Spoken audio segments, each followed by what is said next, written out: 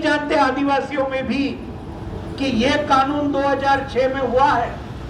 उसके मुताबिक 10 एकड़ तक जो जमीन आप जोतते हैं, 10 एकड़ तक जमीन जो आपके कब्जे में है, ये आपके नाम पर लग सकती है, उसका पट्टा आपको मिल सकता है। लेकिन मोदी साहब के गुजरात में ये बात किसी भी आदिवासी को बताई नहीं गई, बिल्कुल बताई नहीं गई। ये बात सही है या गलत है? सही है कि नहीं? हमको आज ये पहला मुद्दा यहां लेना होगा, पहला मुद्दा। इसके लिए हमारे साथी आएंगे महाराष्ट्र से आपको मदद करने, बिल्कुल आएंगे, आपको समझाएंगे ये कैसे जमीन अपने नाम पर हो सकती है। आखिर में वो केंद्र का कानून है, वो उसको लागू करना ही होगा, उसका प्रोसीजर है, वो बताएंगे। लेकिन ये बात आज उसके लिए हमको लड़ना होगा, और हम लड़ेंगे और हम जीतेंगे भी, इसमें कोई दो राय नहीं हो सकती। दूसरे कई सवाल है हमारे आदिवासियों के। आज रोजगार नहीं मिलता, वो दूसरा एक कानून हमने बनवाया उसी वक्त, जिसको मनरेगा का कानून बोलते हैं। आपने सुना होगा मनरेगा, महात्मा गांधी जी के नाम पर राष्ट्रीय ग्रामीण रोजगार गारंटी योजना। हर परिवार के कम से कम एक सदस्य को साल में 100 दिन का काम मिलना चाहिए, ये वो कानून बोलता है।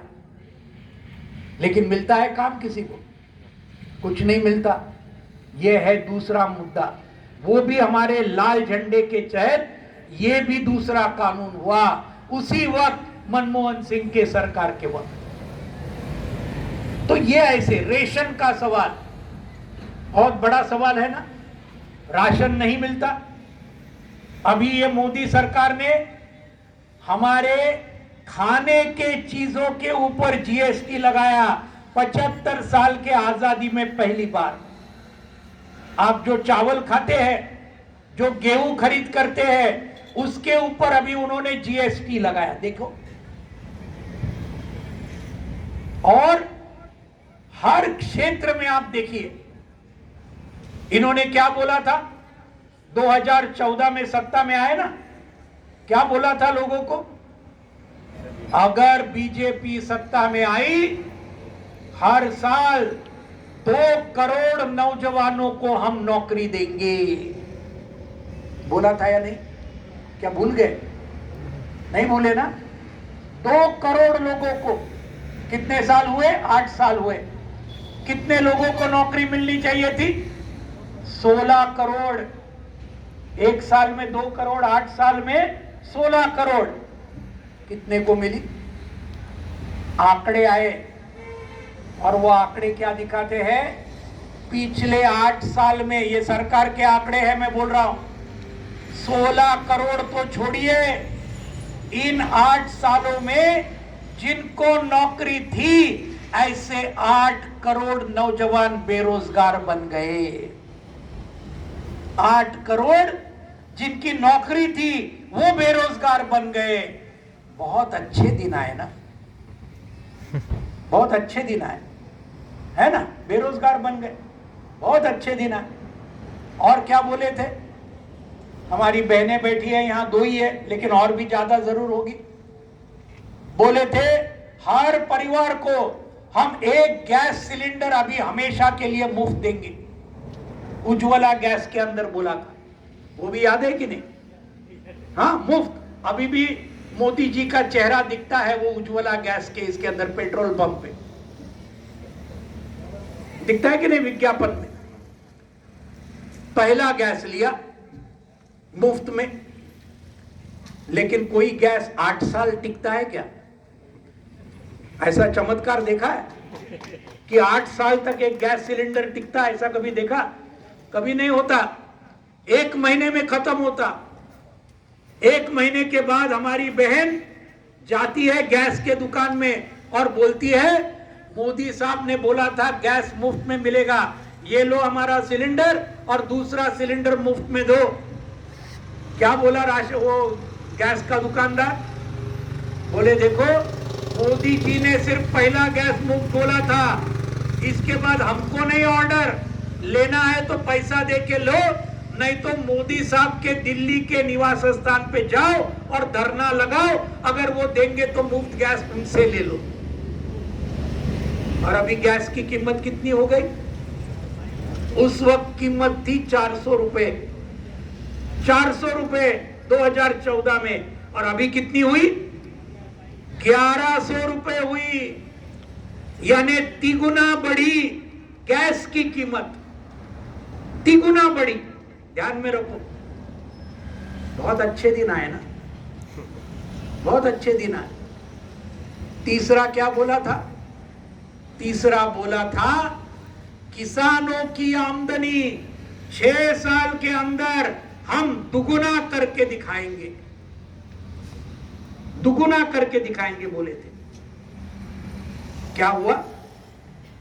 पिछले 8 सालों में किसान कर्जे में डूब गए, और पिछले 8 साल में, ये भी सरकार के आंकड़े में आपको बोल रहा हूं, अमित शाह के गृह मंत्रालय के आंकड़े हैं, हमारे आंकड़े नहीं है, अमित शाह जी के डिपार्टमेंट के आंकड़े हैं।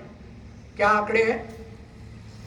8 साल में 1 लाख से ज्यादा किसानों को आत्महत्या करनी पड़ी हमारे देश में, कर्जे में डूबने की वजह से।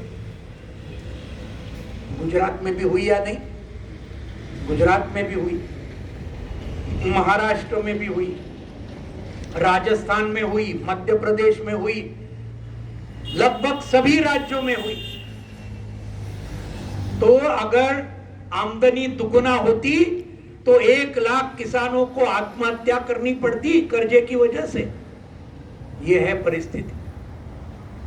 हमारे आदिवासी बोले 2014 में सबको चाहे उतना अनाज हम दे देंगे, और क्या हुआ? अभी 3 दिन पहले आंकड़े निकले हैं, आंकड़े। एक अंतरराष्ट्रीय संस्था है, उसका काम क्या है? पूरे दुनिया में जो भूखे देश है, भूखमरी से बहुत ये होने वाले देश, उनका वो नंबर लगाते हैं।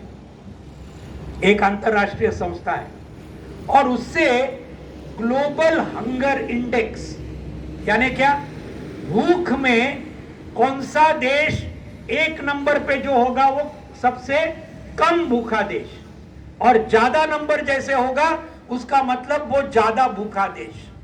3 दिन पहले आंकड़े उनके जाहिर हुए, और उसमें आया 121 देश दुनिया में भूखे हैं, और वो 121 देशों में भारत का नंबर 107 पर आया है। 107। मोदी जी जब आए सत्ता में, तब क्या नंबर था भारत का? 55 नंबर था, 55। अभी कितना हुआ?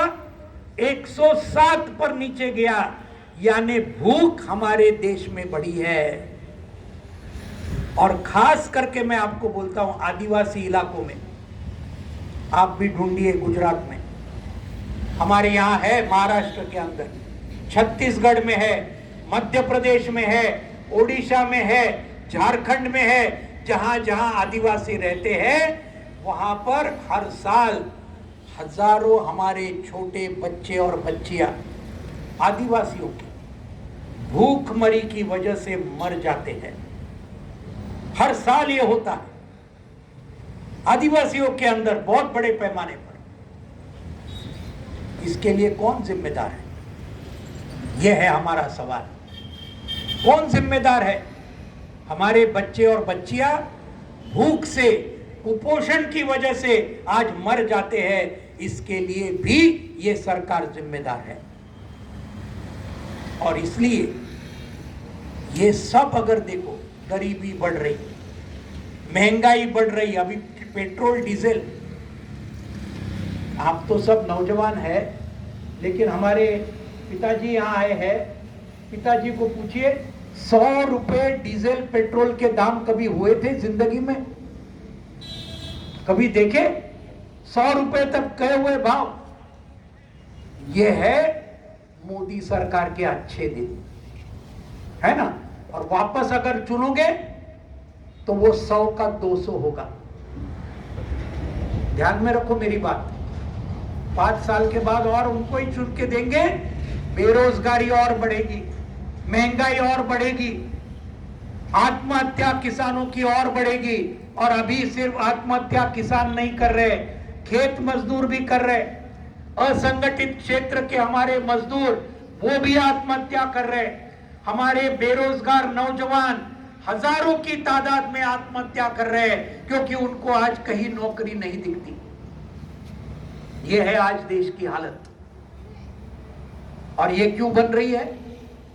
ये इसलिए बन रही है कि पूरा देश एक मुट्ठी भर लोगों के लिए चलाने का काम हो रहा है। और ये लोग कौन है ये आपको बोलने की जरूरत नहीं। मुकेश अंबानी और गौतम अदानी के लिए ये पूरा देश आज चलाने का काम मोदी और शाह साहब कर रहे हैं।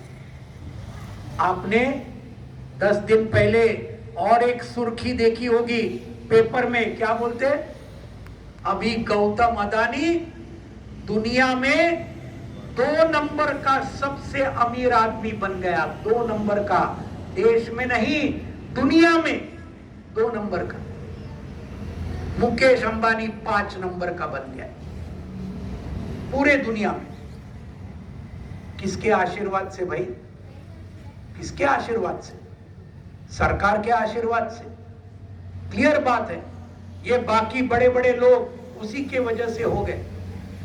और आज आप देखो हर क्षेत्र, रेलवे बेचने का काम शुरू हुआ, एयरपोर्ट बेचने का काम अदानी को, बंदरगाह बेचने का काम, एयरलाइन एक ही थी हमारी एयर इंडिया, याद है ना?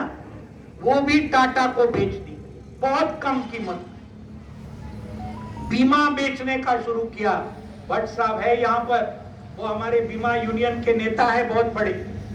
पूरा बीमा धंधा बेचने का अभी उन्होंने शुरुआत किया, बैंक बेचने का शुरुआत किया। आप जो मोबाइल इस्तेमाल करते हैं, बीएसएनएल को खत्म किया। क्यों? अंबानी के जियो को बढ़ाने के लिए। यानी आप देखो एक एक चीज, यानी पूरे देश को बेचने का। किसको? अंबानी, अदानी, टाटा, बिरला, मुट्ठी भर लोगों को पूरा बेचने का काम। हमारे किसान लड़ रहे, हमारा कर्जा माफ करो। कर्जा माफ नहीं किया 8 साल में, एक नए पैसे का किसान और खेत मजदूर का कर्जा माफ नहीं किया। लेकिन कर्जा माफ किसका किया पिछले 8 साल में? बड़े बड़े उद्योगपतियों के 11 लाख करोड़ रुपए के कर्जे इन्होंने माफ किए। 11 लाख करोड़ रुपए के। यह है आपके पास पैसा, आपके दोस्तों का। यह कर्जा माफ करने के लिए आपको पैसा है, बेशर्मी के साथ आप करते हो।